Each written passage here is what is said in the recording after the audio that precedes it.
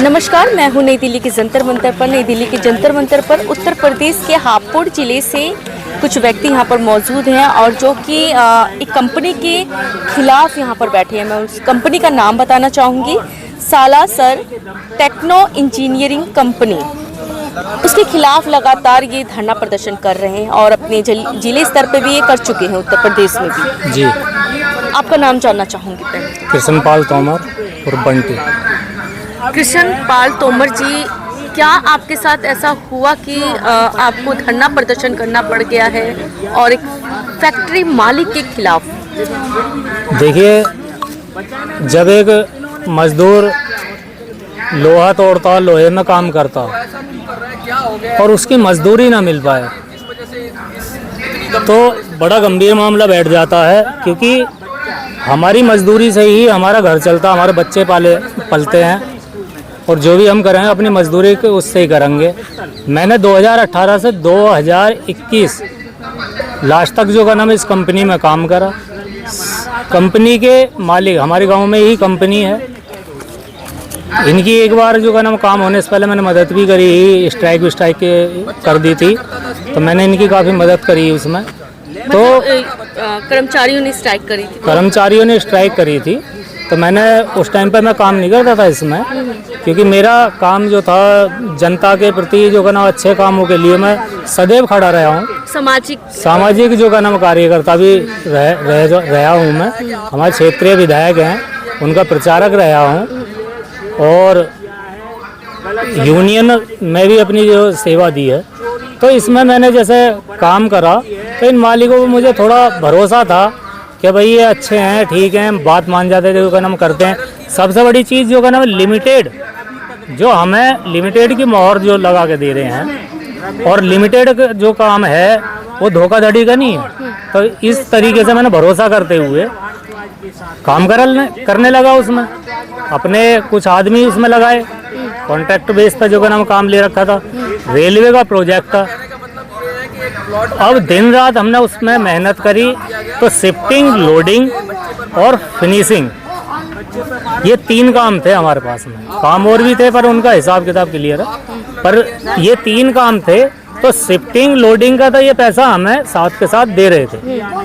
Finishing का इन्होंने पैसा रोक दिया, बोले भाई हम इसका एवरेज निकालेंगे और जो भी एवरेज आएगा 100 का हो, 50 का हो, 200 का हो, टनेज के हिसाब से हम अपनी लेबर लगा के एवरेज निकालेंगे, तेरा पेमेंट कर देंगे। तुम ठेकेदार हो, कंपनी यही है, कहीं भागी नहीं जा रही, आप काम करिए, जो आपका बनेगा हम आपको पे कर देंगे। अब मैंने सोचा मन की भाई ऐसा है, अगर मैं 10 रुपये उठा के लेबर को पेमेंट कर रहा हूँ कहीं से ब्याज पर, और कंपनी में मुझे 20 रुपये मिल रहे हैं, तो मुझे कोई दिक्कत नहीं है, क्योंकि जब वो 20 रुपये मुझे देंगे तो मैं 10 रुपये लेकर अपना कर्जा चुकता कर दूँगा। मैंने ठीक है साहब, कोई दिक्कत नहीं, पर जल्दी कर लेना। अब 2, 4, 6 महीने बीत जाते हैं। अब हम जाते हैं फंस इसलिए जाते हैं कि हम अगर पिछला मांगे तो वो एवरेज नहीं निकालें कि छोड़ के चले जाओ। छोड़ के कैसे चला जाऊँ, क्योंकि लाखों का मुझ पर कर्जा हो चुका। अब उस पैसे को निकालने के चक्कर में और अपने काम को बचाने के चक्कर में मन की बाबूजी करो इसे, नो हाँ कर देंगे, काम करो, कोई दिक्कत नहीं। ऐसे करते करते 4 साल हो गए। उन 4 सालों में जब मैं बिल्कुल निचड़ गया, मेरे घर के बर्तन बांटे तक बिक गए। एक सुपरवाइजर हमारे घर के सामने किराए पर रह गया, बाहरी था, उसी प्रोजेक्ट पर हमारे साथ ही काम करता था, कंपनी का सुपरवाइजर। उससे मैंने वीडियो बनवाई, मन की जाकर मालिक को इस वीडियो को दिखा देना मेरे हालात क्या हो चुके हैं। ठेकेदार तो लाखों में कमाता, मन की यार मेरी हालत क्या है। तो जब इतनी बात वहाँ पे पता लगी, हमने उससे वीडियो बनाई। उनके आगे भी हमने जो का नाम हाथ पैर जोड़े, मन की साहब अब बिल्कुल बेकार है, मतलब अब बिल्कुल हम चल नहीं पाएंगे आगे। पैसा आप लोगों का रह गया है, बता रहा हूँ, उसी चीज़ बता रहा हूँ। तो जब उन्होंने अपनी मैन पावर लगाई, मैन पावर लगा कर वो हिसाब निकाला, उसका जो का नाम फिनिशिंग के हिसाब का, तो उसका जो एवरेज आया उनका निकल के उसने जनरल मैनेजर ने निकाल के दिया 250 रुपये टन का। तो मैंने अपने HOD से पूछा जाके, मन की भाई मैंने कितना डिस्पैच कर दिया होगा, तो बोले भाई लगभग 20,000 टन से ऊपर है, हमारा जो डिस्पैच है 20,000 टन से ऊपर है। तो 250 रुपये टन से 20,000 टन जो डिस्पैच किया, उसका करीब करीब 50 लाख रुपए इन पर बैठ गए। अब इतनी चीज़ देखने के बाद में जब जीएम ने रिपोर्ट सौंपी तो उनके मन में लालच आया। उन्होंने एक दलाल को बुला लिया हमारे गांव के को, और उस दलाल को बात बताई, नुका रहे ये कुछ नहीं कर पाया, कोई दिक्कत नहीं, इसका गेट बंद कर दो और ये छोड़ दो, ऐसा नहीं। उसे ये क्या पता कि इसने कितना कर्जा उठा रखा है, इसने क्या क्या दाव पे लगा दिया। बस एक दिन आदमी आया, उसके हैंड ओवर कर दिया। मालिक कहते हैं हमसे, भाई अब जैसा राजकुमार जी कर देंगे वैसा हम जो का नाम कर लेंगे। मन की भाई इस यूँ राजकुमार क्या मतलब है, मैंने इसका घर काम थोड़ी करा, मैंने आपकी कंपनी में काम करा, मुझे यहाँ से पेमेंट बनाओ, बिल बनाओ और पूरा पक्का बिल बनाकर मेरा पेमेंट करो। खैर जी कोई बात नहीं, हमारे गेट बंद हो गए, कंपनी सिक्योरिटी से कह दिया गया कि ऐसा अंदर मत आने दो, तो सिक्योरिटी ने रोक दिया। फिर हम बाहर थक कर प्रशासन के पास गए। प्रशासन के पास जाने के बाद में क्योंकि विधायक जी मदद कर रहे थे, वो भी ठंडे पड़ गए। उन्होंने भी कहते हैं ये भी अपनी है जो दे रहे हैं वो ले लो। तो मन की चलो कोई बात नहीं, प्रशासन तो है। हम डीएम साहब के पास गए, उन्होंने हमारी सारी कुछ सुनी। हमने उन्हें जाने के बाद में हमने वीडियो दिखाई। मन की मैम वो उस टाइम पर डीएम थी मेघा रूपम जी। मन की मैम सर इस तरीके की बात है, बोले भाई तुम्हारे साथ में ज़्यादा ही हुआ। मैं कोई बात नहीं, मैं अभी तुरंत उन्होंने आदेश करे और एसएसपी साहब के लिए बोली नहीं, इन्हें बाई हैंड दे दो। इन्हें जो बाई हैंड दिया उन्होंने, मैं तुरंत उसे एप्लीकेशन को लेकर गया एसएसपी साहब के पास में। वहाँ ले जाने के बाद एसएसपी साहब के पास पहुँचने के बाद में उन्होंने पूरा आश्वासन दिया कार्रवाई करने का। तो कार्रवाई हुई कि नहीं हुई? कार्रवाई करने का पूरा आश्वासन दिया, पर लेकिन कोई कार्रवाई नहीं हो पाई, क्योंकि कहते रहे मेरे सामने हाँ भाई चलते हैं, करवाते हैं, करते तो हैं। अभी आप जो आपका पैसा है वो कितना रुका हुआ है आप लोगों का? मेरा पैसा, लोग हैं मेरा पैसा, मेरा ही पैसा जो है ना 50 लाख रुपए उन पर रुका हुआ। जो हाँ, जो मैन पावर ने मेरे पास काम करा था, कुछ कर्जे पर उठा मैंने पेमेंट कर दिया। लास्ट में कुछ भी नहीं मिला 50 लाख में से? नहीं, कुछ नहीं। लास्ट में जो कुछ कर्मचारियों के पैसे मुझ पर बकाया हैं, पर लेकिन उन्होंने ये कह दिया कि सर जब तुम्हें कंपनी से मिल जा, जब हमारा पेमेंट कर देना, क्योंकि उन्हें पता है कि भाई कंपनी पे पैसा चढ़ा पड़ा। आप यहाँ आए हो, आज किससे गुहार लगा रहे हो? आज माननीय मुख्यमंत्री श्री योगी आदित्यनाथ जी से तक अपनी बात पहुंचाना चाह रहे हैं, और अमित शाह जी को जो है ना हम ज्ञापन सौंपेंगे, उन तक बात पहुंचाना चाह रहे हैं। क्योंकि योगी है तो मुमकिन है, मोदी है तो मुमकिन है। बाकी इसने मुझे ही नहीं सता रखा, ये हमारे गांव से ही हैं, ओमी।